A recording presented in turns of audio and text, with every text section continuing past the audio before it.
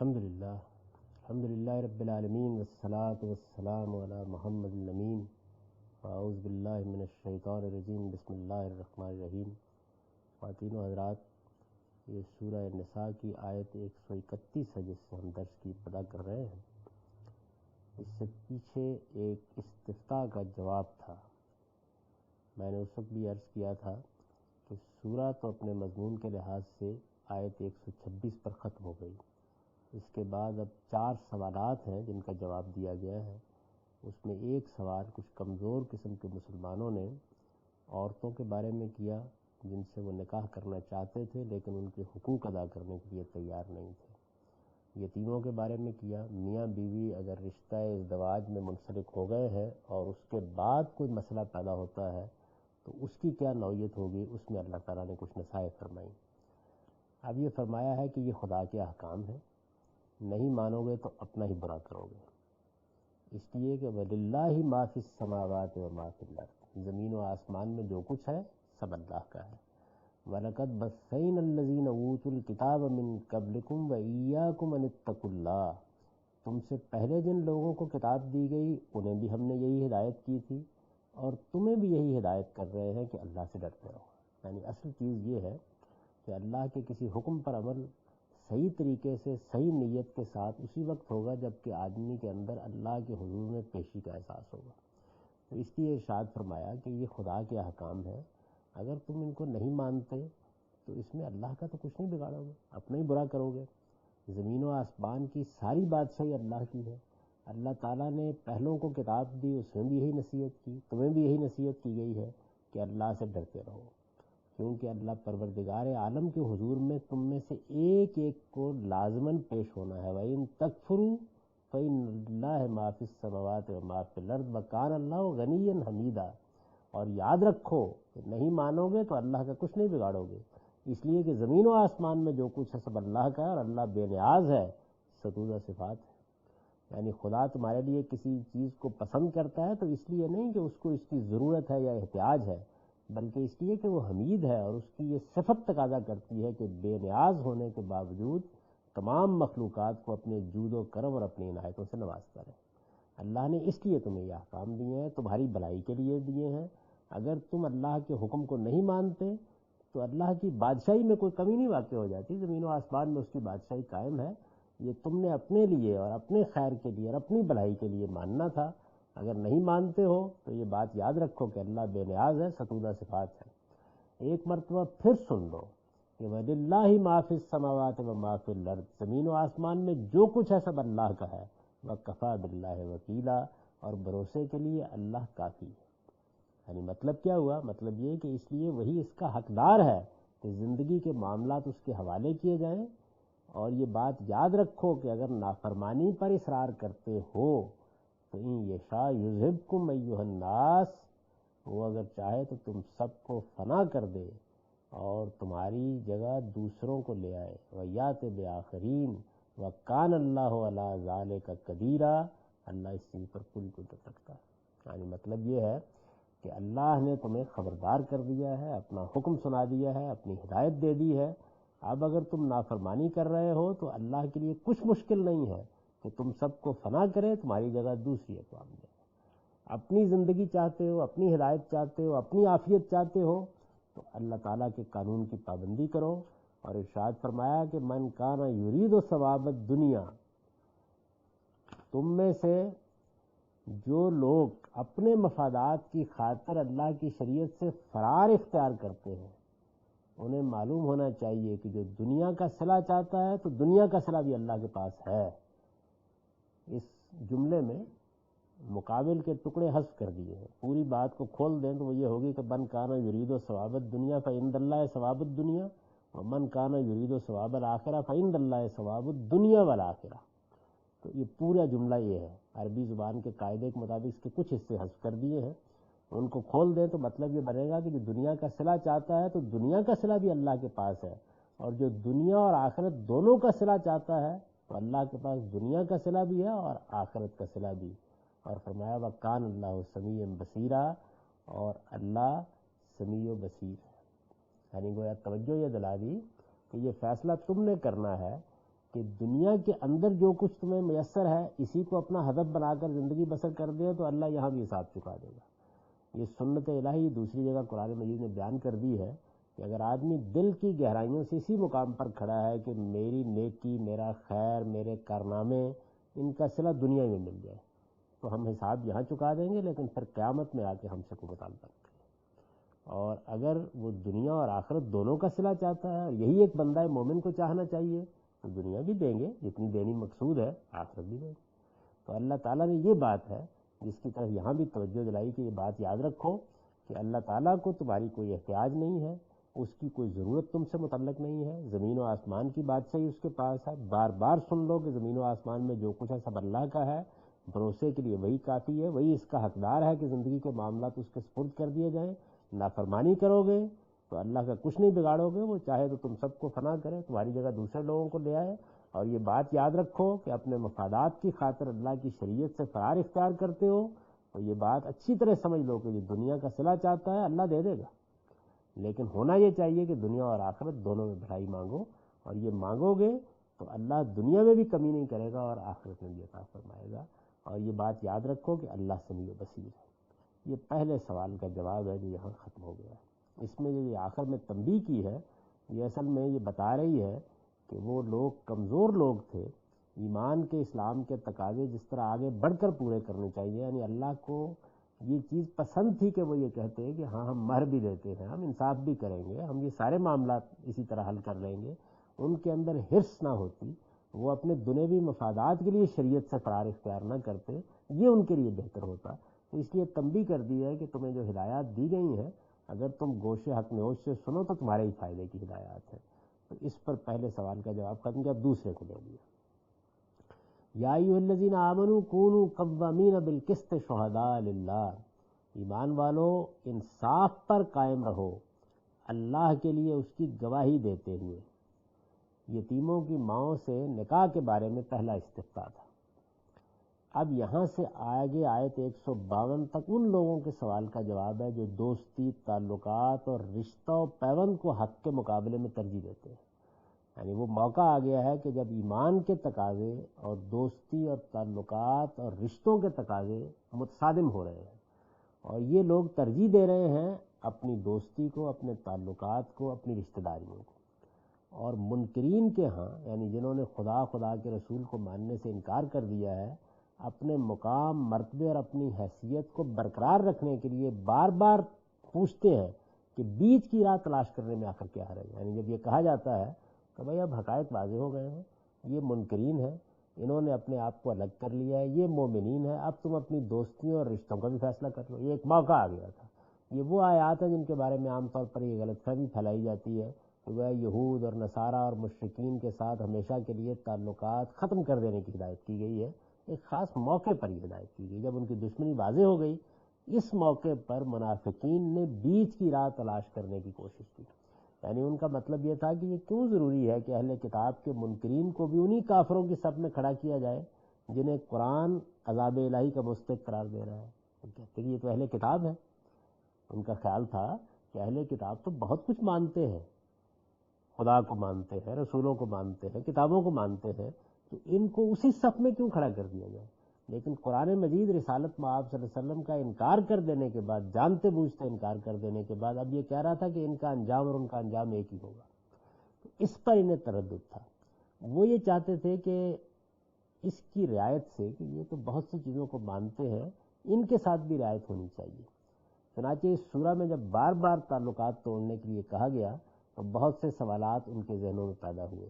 قرآن نے اس کے جواب میں پوری وضاحت کے ساتھ بتا دیا ہے کہ نہیں، اب اس کا کوئی امکان نہیں ہے، اس لیے کہ کفر صرف یہ نہیں ہے کہ کوئی شخص صریح الفاظ میں اللہ اور اس کے رسولوں کا انکار کر دے۔ کفر اور صریح کفر یہ بھی ہے کہ اللہ اور اس کے رسولوں کو اللہ کے شرائط پر نہیں بلکہ اپنے شرائط پر ماننے کے لیے اصرار کیا جائے۔ چنانچہ خدا کا فیصلہ سننا چاہتے ہو تو سن لو کہ تمہیں ہر حال میں حق کہنا ہے، حق کی گواہی دینی ہے، پورے دین کو بے کم و کاس جس طرح کہ وہ ہے قبول کرنا ہے۔ اس کے سوا ہر رویہ منافقت کا رویہ، اور منافقت اور کفر میں اللہ کے نزدیک کوئی فرق نہیں۔ یہ جواب ہے جو اصل میں دیا ہے۔ تو اس کی تمہید یہاں سے اٹھائی ہے کہ ایمان والوں انصاف پر قائم رہو اللہ کے لیے اس کی گواہی دیتے ہوئے، اگرچہ یہ گواہی خود تمہاری ذات، تمہارے ماں باپ اور تمہارے قرابت مندوں کے خلاف ہی پڑے۔ یا ایھا الذین آمنوا کونوا قوامین بالقسط شہداء للہ، ایمان والو انصاف پر قائم رہو اللہ کے لیے اس کی گواہی دیتے ہوئے، وَلَوْ عَلَىٰ أَنفُسِكُمْ أَوِ الْوَالِدَيْنِ وَالْأَقْرَبِينَ إِن يَكُنْ غَنِيًّا أَوْ فَقِيرًا فَاللَّهُ أَوْلَىٰ بِهِمَا فَلَا تَتَّبِعُوا الْهَوَىٰ أَن تَعْدِلُوا وَإِن تَلْوُوا أَوْ تُعْرِضُوا فَإِنَّ اللَّهَ كَانَ بِمَا تَعْمَلُونَ خَبِيرًا۔ فرمایا کہ یہ گواہی خود تمہاری ذات، تمہارے ماں باپ اور تمہارے قرابت مندوں کے خلاف ہی کیوں نہ پڑے، امیر ہو یا غریب، اللہ ہی دونوں کے لیے زیادہ حقدار ہے۔ اس لیے خدا کی ہدایت کو چھوڑ کر خواہشوں کی پیروی نہ کرو کہ اس کے نتیجے میں حق سے ہٹ جاؤ، اور یاد رکھو کہ اگر حق و انصاف کی بات کو بگاڑنے یا اس سے پہلو بچانے کی کوشش کرو گے تو جو کچھ تم کرتے ہو اللہ اس سے خوب پاتے۔ یہ گویا بتا دیا کہ ایمان کا تقاضا یہ ہے کہ آدمی قائم بالقسط ہو کر رہے۔ دوستی، تعلقات، رشتہ و پیوند یہ بڑی اہمیت رکھتے ہیں، لیکن حق کے مقابلے میں ان کی کوئی اہمیت نہیں۔ تو تم سے اس وقت جو مطالبہ کیا جا رہا ہے وہ سچائی کی گواہی دینے کا ہے۔ اب اگر سچائی کی ضد تمہاری اپنی ذات پر پڑتی ہے تب بھی یہ گواہی دینی ہے، والدین پر پڑتی ہے تب بھی دینی ہے، اعزا اقربا پر پڑتی ہے تب بھی دینی ہے۔ اس میں امیر اور غریب کا فرق بھی نہیں کیا جا سکتا، اس لیے کہ ان سب سے بڑھ کر اللہ حقدار ہے کہ اس کی خشیت ہو، اس کا تقویٰ ہو۔ تو اگر خواہشوں کی پیروی کرو گے اور حق سے ہٹ جاؤ گے اور حق و انصاف کی بات کو اپنے رشتہ و پیوند کی رعایت سے بگاڑنے کی کوشش کرو گے، یا جو ذمہ داری آ رہی ہے حق کی گواہی دینے کی اس سے پہلو بچانے کی کوشش کرو گے، تو یہ بات یاد رکھو کہ جو کچھ تم کرتے ہو اللہ اس سے خوب بات۔ یعنی بہت اچھی طرح یہ بتا دیا کہ قائم بالقسط ہونا، انصاف کی گواہی دینا، انصاف پر قائم رہنا، سچی بات ہر حال میں کہنا، خواہ اس کی زد کسی پر بھی پڑ رہی ہو، یہ ایمان کے تقاضوں میں سے۔ اور جب اس کی نوبت آ جائے تو پھر آدمی کو اس سے گریز نہیں کرنا چاہیے۔ گویا جو لوگ یہ کہہ رہے تھے کہ کچھ معاملہ ایسا اختیار کر لیا جائے کہ بیچ کی بات نکل آئے، دو باتیں اگر ادھر ٹھیک کہہ دی جائے اور دو ادھر ٹھیک کہہ دی جائے تو کچھ امن و امان قائم رہے گا، صاف صاف یہ بتا دیا کہ نہیں، جب سچائی کی گواہی دینے کا موقع ہو تو پھر آدمی کو سچائی کی گواہی دینی چاہیے، اور سچائی کی گواہی دیتے وقت یہ نہیں دیکھنا چاہیے کہ اس کی زد کس کے اوپر پڑ رہی ہے اور کون ہے کہ جس کو اس کے نتیجے میں کوئی نقصان ہوگا، کون ہے جس کو فائدہ ہوگا۔ یہ فائدے اور نقصان سے بالاتر ہو کر اللہ کے لیے گواہی دی جاتی ہے۔ چنانچہ اس میں دیکھیے جو الفاظ اختیار کیے ہیں وہ یہ ہے کہ انصاف پر قائم رہو، کونوا قوامین بالقسط شہداء للہ، اللہ کے لیے اس کی گواہی دیتے ہوئے۔ یعنی اللہ تعالیٰ نے جو ذمہ داری گواہی کی ڈالی ہے، سچائی کی گواہی کی، جب وہ گواہی آدمی دیتا ہے تو گویا خدا کے لیے گواہی دیتا ہے۔ تو یہ وہ چیز ہے کہ جس کے معاملے میں اللہ تعالیٰ بار بار متنبہ کرتے ہیں کہ ایمان کا یہی تقاضا ہے۔ ایمان کے جو تین تقاضے حالات کے لحاظ سے پیدا ہوتے ہیں، یعنی دو تو وہ ہیں جو ہر وقت ہے کہ آدمی نے ایمان قبول کیا ہے تو اسے اچھا عمل کرنا چاہیے، اسے اپنے گرد و پیش کے ماحول میں لوگوں کو سچائی کی نصیحت کرتے رہنا چاہیے۔ یہ تو وہ چیز ہے کہ جو ایمان قبول کرنے کے بعد ہر وقت مطلوب ہے۔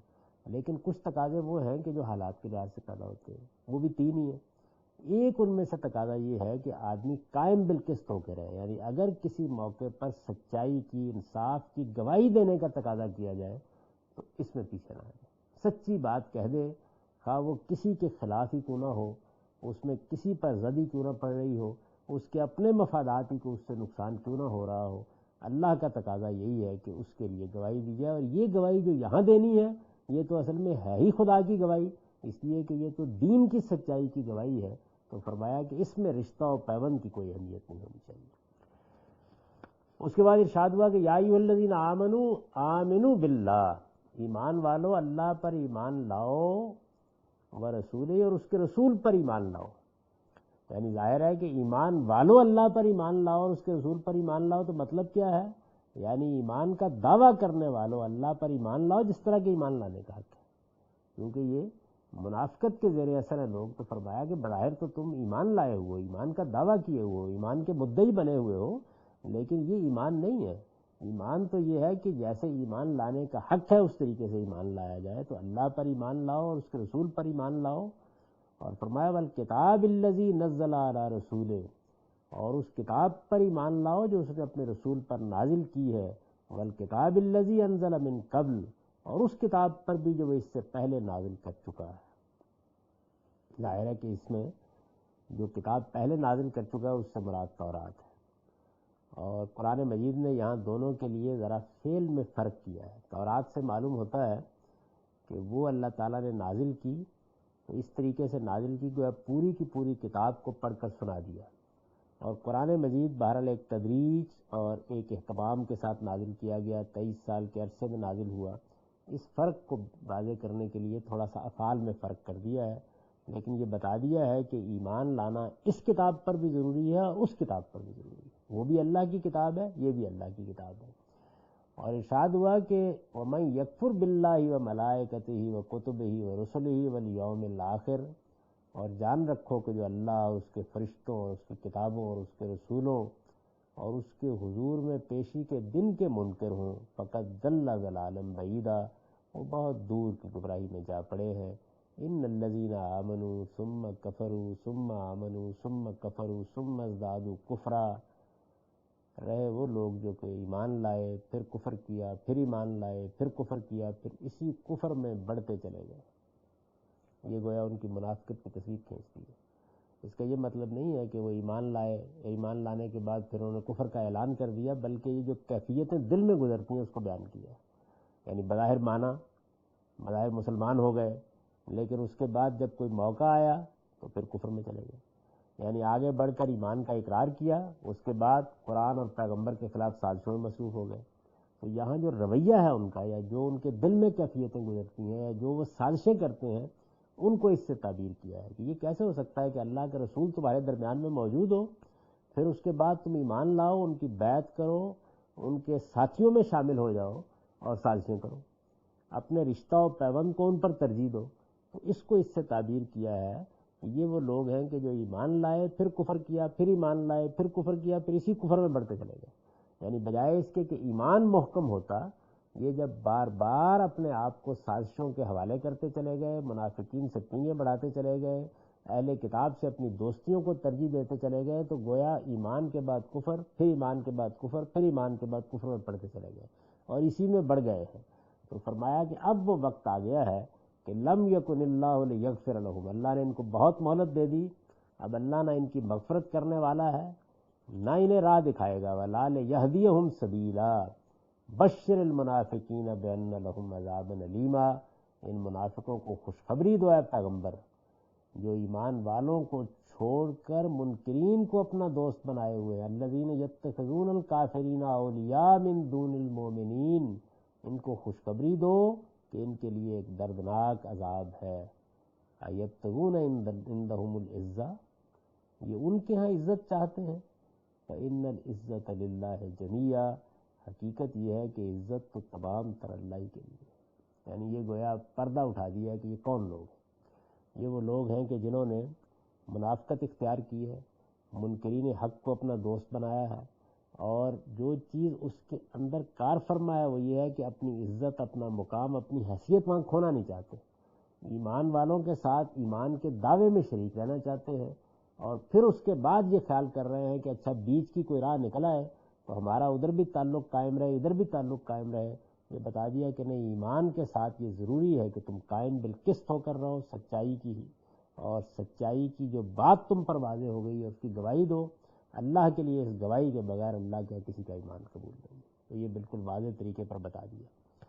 ارشاد ہوا وقد نزل علیکم فی الکتاب ان اذا سمعتم آیات اللہ یکفر بها ویستہزأ بها فلا تقعدوا معهم حتی یخوضوا فی حدیث غیرہ انکم اذا مثلهم ان اللہ جامع المنافقین والکافرین فی جہنم جمیعا۔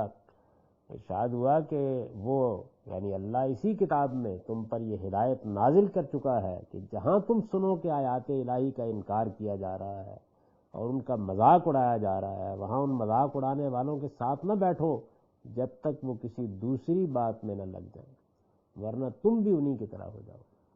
تو یہ ان کو بتایا کہ بار بار اس کتاب میں تم کو ہدایت دی گئی ہے کہ تمہاری ان سے دوستیاں صحیح، تعلقات صحیح، مفادات کا اشتراک صحیح، لیکن یہ تمہارے پاس بیٹھ کر اللہ تعالیٰ کی آیات کا مذاق اڑاتے ہیں۔ تو یہ تو کوئی ایمان کی حمیت نہ ہوئی اور اس کا تقاضا نہ ہوا کہ تم بھی وہاں بیٹھ کے اطمینان کے ساتھ مذاق میں شریک رہتے ہو۔ یہ کیا ایمان ہے اور یہ کیا دین ہے اور یہ کیا اللہ سے تعلق ہے اور یہ کیا پیغمبر کی اطاعت و اتباع ہے؟ اس کے معنی تو یہ ہے کہ جو کج بیسیاں وہ کرتے ہیں ان میں تم بھی شریک ہو گئے۔ تمہیں کہا گیا تھا کہ جب یہ کج بیسیاں کر رہے ہو تو ان ظالموں کے پاس نہ بیٹھو، اور اس وقت تک نہ بیٹھو جب تک یہ کسی اور بات میں نہ لگ جائے۔ جن مجلسوں میں اللہ کے دین کا، اس کی شریعت کا تحقق ہو رہا ہو اور آدمی وہاں بیٹھا رہے تو یہ بے حمیتی بھی اور بے غیرتی بھی۔ اس طریقے کی اگر صورتحال پیدا ہوئے جیسی وہاں پہ اہل کتاب نے پیدا کر رکھی تھی، اور پھر یہی نہیں یہ سمجھے کہ ان مجلسوں میں شریک ہونا میرے لیے عزت و شرف کا باعث ہے، تو یہ تو مسلوب الایمان ہونے کی دلیل ہے۔ تو اس قسم کے منافقوں کے بارے میں فرمایا کہ ان کا حشر پھر انہی کے ساتھ ہوگا جو خدا کے دین کا مذاق اڑا رہے ہیں۔ یہ وہ صورتحال تھی جو اس وقت مدینہ میں پیدا ہو گئی تھی، کیونکہ یہ لوگ بظاہر تو ایمان لے آئے تھے، لیکن چونکہ رشتہ و پیوند تھا، تعلقات تھے، روابط تھے، تو ان مجلسوں میں بیٹھتے اور اپنی جگہ وہاں پر بھی قائم رکھنا چاہتے تھے۔ یہ چیز اللہ تعالیٰ نے فرمایا کہ اب قابل قبول نہیں ہے، تمہیں یہ بات صاف صاف اس کتاب میں بتا دی گئی ہے۔ چنانچہ سورہ انعام میں بہت وضاحت سے یہ بتایا گیا ہے کہ جہاں تم یہ دیکھو کہ یہ اہل کتاب بیٹھے ہوئے ہیں، یہ مشرکین بیٹھے ہوئے ہیں، اللہ کی آیات کا مذاق اڑا رہے ہیں، تو پھر یہ جب تک کسی دوسری بات میں نہ لگ جائے کم سے کم وہاں بیٹھو تو نہیں۔ اگر بحث کرنا موضوع نہیں ہے، جواب دینا موضوع نہیں ہے، تو اٹھ تو آؤ۔ یہ تو کوئی بات نہ ہوئی کہ تمہارے سامنے اللہ تعالیٰ کے ساتھ یہ معاملہ ہو رہا ہو، اللہ کے پیغمبر کے ساتھ یہ معاملہ ہو رہا ہو، اللہ کی آیات کے ساتھ یہ معاملہ ہو رہا ہو، اور تم اطمینان کے ساتھ بیٹھے رہو۔ تو فرمایا کہ اب اللہ کا فیصلہ سن لو۔ اللہ کا فیصلہ یہ ہے کہ جو لوگ اس کے باوجود اسی طریقے سے بیٹھے رہیں گے، انکم اذا مثلہم، پھر وہ انہی کی طرح ہو جائیں گے۔ ان اللہ جامع المنافقین والکافرین فی جہنم جمیعا، اللہ کا فیصلہ ہے کہ وہ اس طرح کے منافقوں اور منکروں کو جہنم میں ایک ہی جگہ جمع کر دے گا۔ الذین یتربصون بکم فإن کان لکم فتح من اللہ قالوا الم نکن معکم، کن کو جمع کر دے گا؟ فرمایا ان کو جو تمہارے لیے گردشوں کے منتظر ہیں، یعنی تم تو ان کے ساتھ دوستیاں اور تعلقات قائم کر رہے ہو، اور وہ یہ خواہش رکھتے ہیں کہ آسمان کی گردش فلک تمہیں برباد کر دے، تمہارے لیے گردشوں کے منتظر ہیں۔ چنانچہ اللہ کی طرف سے تمہاری کوئی فتح ہوتی ہے تو کہتے ہیں الم نکم معکم، قالوا الم نکم معکم، کیا ہم تمہارے ساتھ نہ تھے؟ وَإِن كَانَ لِلْكَافِرِينَ نَصِيبٌ، اور اگر تمہارے منکروں کی کسی وقت جیت ہو جائے، قَالُوا أَلَمْ نَسْتَحْوِذْ عَلَيْكُمْ وَنَمْنَعْكُمْ مِنَ الْمُؤْمِنِينَ، تو کہتے ہیں کیا ہم تمہیں گھیرے میں لیے ہوئے نہیں رہے اور ہم نے مسلمانوں سے تم کو بچایا نہیں ہے؟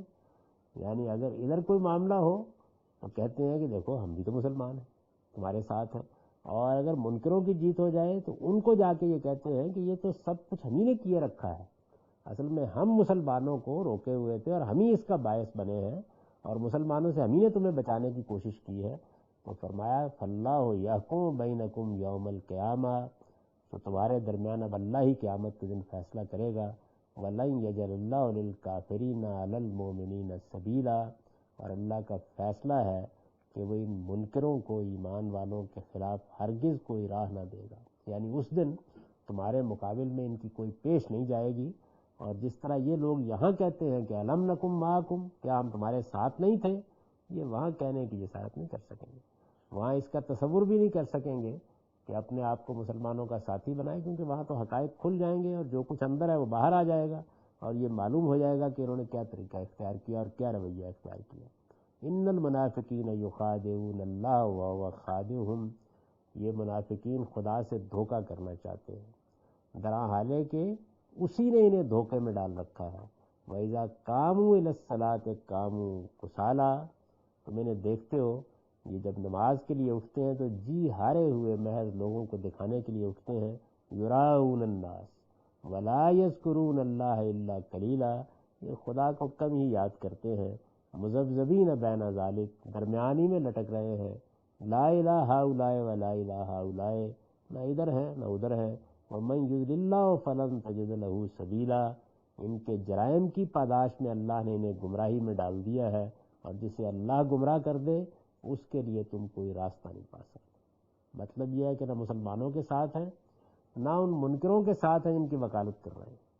مسلمانوں کے پاس ہوتے ہیں تو انہیں اطمینان دلاتے ہیں کہ ان کے ساتھ، منکروں سے ملتے ہیں تو انہیں یقین دلاتے ہیں کہ ان کے ساتھ ہیں، حالانکہ دل سے کسی کے ساتھ بھی نہیں ہے۔ اور قرآن مجید نے جو 3 لفظ استعمال کیے ہیں، کسالہ، یراؤن، مذبذبین، تو گویا پورا ان کی حالت کا نقشہ کھینچ دیا ہے۔ یعنی وہ نقشہ یہ بنتا ہے کہ یہ منافقین صرف اللہ کے بندوں ہی کو دھوکہ نہیں دے رہے بلکہ خدا کو بھی دھوکہ دینا چاہتے ہیں۔ حالانکہ جو خدا کو دھوکہ دینا چاہتا ہے وہ خدا کو دھوکہ نہیں دیتا، وہ اپنے آپ کو دھوکہ دیتا ہے، اس لیے کہ خدا اس کی رسی دراز کر دیتا ہے۔ وہ سمجھتا ہے کہ اس نے خدا کو دھوکہ دیا، حالانکہ دھوکہ اس نے خدا سے خود کھایا ہے۔ اور یہ جو کہا کہ جب نماز کے لیے آتے ہیں تو معلوم ہوتا ہے کہ مارے باندھے آ رہے ہیں، تو یہ دھوکہ بازی کی مثال دے دی ہے۔ یعنی نماز کے لیے اٹھتے ہیں تو طبیعت پر جبر کر کے اٹھتے ہیں، مارے باندھے، محض اس ڈر سے اٹھتے ہیں کہ اگر شریک جماعت نہ ہوئے تو مسلمانوں کے رجسٹر سے نام ہی خارج ہو جائے گا۔ یہ محض دکھاوے کی نماز ہوتی ہے کہ مسلمان ان کو اپنے اندر شامل سمجھیں۔ اس وجہ سے اس میں اللہ کا اتنا ہی ذکر ہوتا ہے جتنا مجبوری اور دکھاوے کی نماز میں ہو سکتا ہے۔ ظاہر ہے کہ یہ صریح دھوکہ ہے جو اللہ کے ساتھ کیا جا رہا ہے، تو فرمایا کہ اللہ کے راندے ہوئے ہیں، اس وجہ سے ان کو بھٹکنے کے لیے چھوڑو، اور جن کو خدا بھٹکنے کے لیے چھوڑ دے اب ان کو کوئی راہ پر نہیں لا سکتا۔ یہ تبصرہ کیا ہے ان کے اوپر کہ یہ ان کی صورتحال ہے۔ اللہ تعالیٰ کے معاملے میں یہ رویہ انہوں نے اختیار کیا، پیغمبر کے بارے میں یہ رویہ اختیار کیا۔ اب اس کے بعد جو ان کی شخصیت بن گئی ہے، تصویر بن گئی ہے، وہ یہ ہے کہ چونکہ اس وقت تو کسی مسلمان کے لیے اس کا کوئی تصور نہیں تھا کہ نماز ہوگی اور وہ نہیں آئے گا، تو آنا تو پڑتا ہے، لیکن معلوم ہوتا ہے کہ مارے باندھے آ رہے ہیں اور لوگوں کو دکھانے کے لیے آ رہے ہیں، اور بس اللہ تعالیٰ کو جتنا تھوڑا بہت یاد کیا بظاہر دکھانے کے لیے وہ کر کے بھاگنے کی کوشش کرتے ہیں۔ صورتحال یہ ہے کہ نہ ادھر کھڑے رہ گئے ہیں نہ ادھر کھڑے رہ گئے ہیں۔ تو منافقین کی جو تصویر ہے وہ اس کے اندر کھینچ دی ہے، اور فرمایا ہے کہ یہ انسان کے اوپر بڑا حادثہ گزر جاتا ہے کہ جب وہ جرائم کرتا ہے تو پھر اللہ تعالیٰ اس کو جرائم کے حوالے کر دیتا ہے، اور جب آدمی پے در پے جرائم کرتا ہے تو پھر اللہ کی توفیق سے بھی محروم ہو جاتا ہے، اور جس کو اللہ گمراہ کر دے اس کو کوئی دوسرا کیا راستہ دکھا سکتا ہے۔ یا ایھا الذین آمنوا لا تتخذوا الکافرین اولیاء من دون اللہ، ایمان والو ان کی باتوں میں آ کر تم مسلمانوں کو چھوڑ کر پیغمبر کے منکروں کو اپنا دوست نہ بناؤ۔ اتریدون ان تجلوا للہ علیکم سلطانا مبینا، کیا تم چاہتے ہو کہ اللہ کو اپنے خلاف صریح حجت دے دو؟ یعنی اگر یہ طریقہ اختیار کرو گے تو یہ اتنی واضح بات ہو جائے گی کہ پھر اللہ نے اگر عذاب کا فیصلہ کیا تو تمہارے پاس کوئی عذر نہیں ہوگا اللہ کے حضور میں پیش کرنے کے لیے، اور نہ اللہ تعالیٰ کے اوپر کوئی الزام آئے گا کہ اس نے کوئی زیادتی کی۔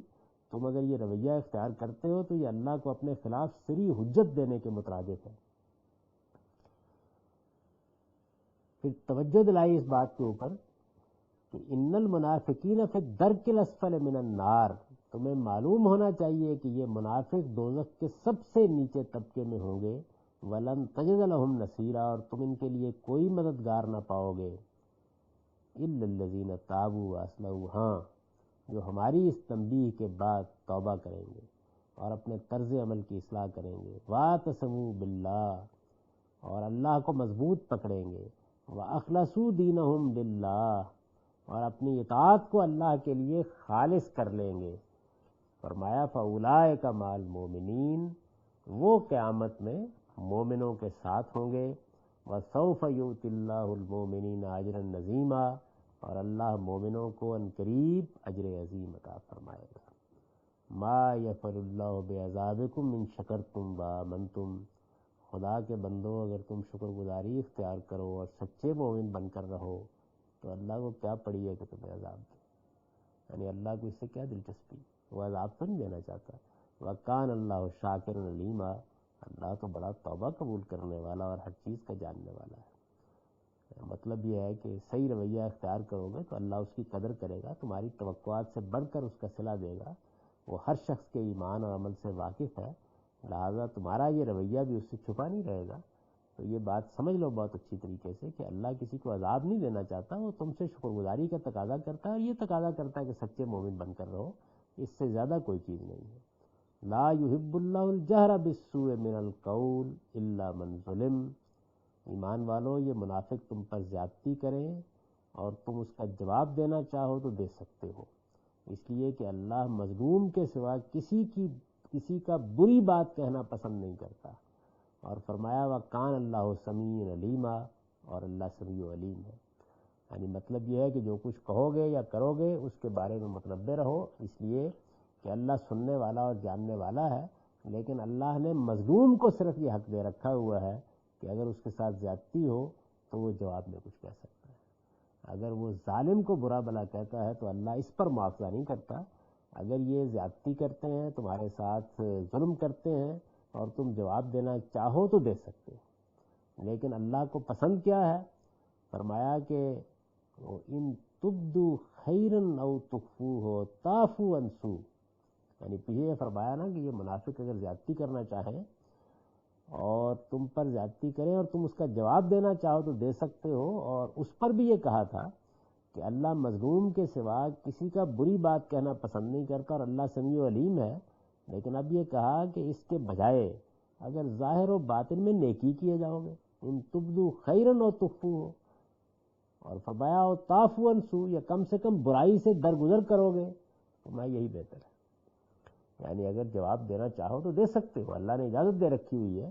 مظلوم کا جواب دینا اور مظلوم کا بری بات کہہ دینا کسی دوسرے کو، اس لیے کہ ظلم ہوا ہے اس کے اوپر اور جواب میں اس نے کوئی برا بھلا کہہ دیا ہے، تو اللہ نے اس کی اجازت دے رکھی ہے۔ اللہ اسے ناپسند نہیں کرتا، لیکن اللہ کو پسند یہ ہے کہ ظاہر و باطن میں نیکی کیے جاؤ یا کم سے کم برائی سے درگزر کرو تو یہ بہتر ہے۔ اور فرمایا فَإِنَّ اللَّهَ كَانَ عَفُوًّا قَدِيرًا، اس لیے کہ اللہ کی صفت بھی یہی ہے کہ وہ معاف کرنے والا ہے، اس کے باوجود تو بڑی قدرت رکھنے والا ہے۔ یعنی اللہ تعالیٰ ہر چیز پر قدرت رکھتا ہے، جب چاہے مظلوم کی گردن دبا دے لیکن اس کے باوجود معاف کرتا ہے، تو وہ تم سے بھی یہ تقاضا کرتا ہے کہ تم بھی زیادہ سے زیادہ معاف کرو۔ ان الذین یکفرون باللہ ورسلہ، یہ حقیقت البتہ واضح رہنی چاہیے کہ جو لوگ اللہ اور اس کے رسولوں کے منکر ہو رہے ہیں، وہ یریدون ان یفرقوا بین اللہ ورسلہ، اور چاہتے ہیں کہ اللہ اور اس کے رسولوں کے درمیان تفریق کریں، اور وہ یقولون نؤمن ببعض ونکفر ببعض، اور کہتے ہیں کہ کسی کو مانیں گے اور کسی کو نہیں مانیں گے، وہ یریدون ان یتخذوا بین ذلک سبیلا، اور چاہتے ہیں کہ ایمان اور کفر کے بیچ میں کوئی راہ نکال لیں۔ اولئک هم الکافرون حقا، وہ جتنے چاہے ایمان کے دعوے کریں وہ پکے منکر ہیں۔ وَأَعْتَدْنَا لِلْكَافِرِينَ عَذَابًا مُّهِينًا، اور ہم نے ان منکروں کے لیے رسوا کر دینے والا عذاب تیار کر رکھا ہے۔ وَالَّذِينَ آمَنُوا بِاللَّهِ وَرُسُلِهِ، اس کے برخلاف جو اللہ اور اس کے رسولوں کو مان رہے ہیں، وَلَمْ يُفَرِّقُوا بَيْنَ أَحَدٍ مِّنْهُمْ، اور ان کے درمیان کسی قسم کی کوئی تفریق انہوں نے کبھی نہیں کی، اولئک سوف یؤتیہم اجورہم، ان کو اللہ ضرور ان کا اجر عطا فرمائے گا۔ وکان اللہ غفور الرحیم، اور اللہ بخشنے والا ہے، اس کی شفقت ابدی ہے۔ اس پر سوال کا جواب ختم ہو گیا ہے۔ گویا جو بات واضح کی ہے وہ یہ بات واضح کی ہے کہ تمہیں یکسوئی سے حق کو اختیار کرنا ہے۔ یہ بات نہیں ہو سکتی کہ اللہ اور اس کے رسولوں کے درمیان تفریق کی جائے۔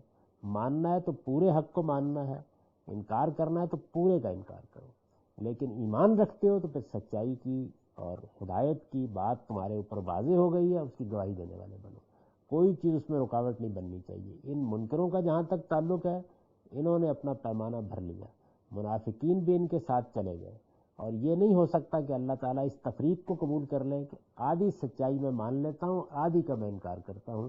ماننا ہے تو پوری سچائی کو مانو۔ اللہ اور اس کے رسولوں کے درمیان تفریق کر کے یہ نہیں کہا جا سکتا کہ اس کو مانیں گے اور اس کو نہیں مانیں گے۔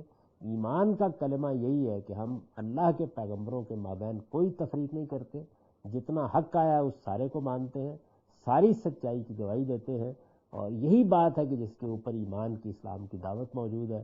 اور ارشاد فرمایا کہ وہ لوگ جو اس جگہ پر کھڑے ہوں گے، کوئی تفریق نہیں کریں گے، اللہ انہیں اجر عطا فرمائے گا۔ وَكَانَ اللَّهُ غَفُورًا رَحِيمًا، اور اللہ بخشنے والا ہے، اس کی شفقت ابدی ہے۔